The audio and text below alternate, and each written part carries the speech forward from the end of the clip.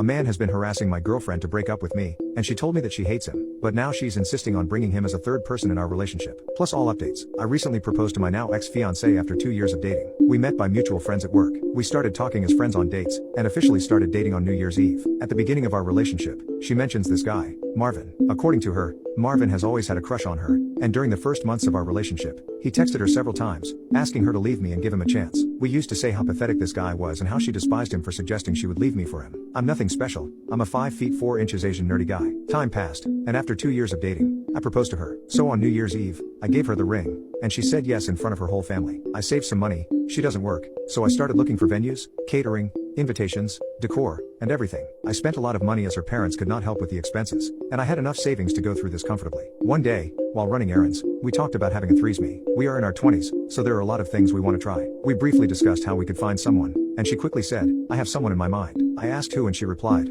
Marvin. I know that was the first red flag, but I let it pass. I wondered why he was, and she just answered she was intimately attracted to him. I asked why she would say she hated him first and then choose him as her first option for a threesome, and she replied that is only a one-time thing. So I told her it was okay, but we needed to talk later to set rules and limits, and I would like to talk to him personally before giving the green light. During the next couple of days, she acted excited, and she came to me to show me the hotels, when we would meet him, and how exciting everything was. I told her we need to talk things first as is not as easy as it sounds, and we need to have some limits. After that, she calms down for a day or two and brings the subject up again. We reached a point where she insisted so much and brought the subject up so many times I ended up saying to her that she either calmed down or no threesome was going to happen. She apologized and mentioned I was right, but something didn't feel right. That afternoon, we were having a nap, and while she was sleeping, I went through her phone and I found out how she had been cheating on me with him for a couple of months now. They had been meeting while I was working, and she even sent them one of those BDSM tests you can find online to see if his kinks matched with hers. To say I was furious is an understatement. She woke up while I was checking the phone, and I confronted her. She started crying, saying she was sorry and didn't know what she was doing. I packed my things and stormed out to stay at a hotel. That night,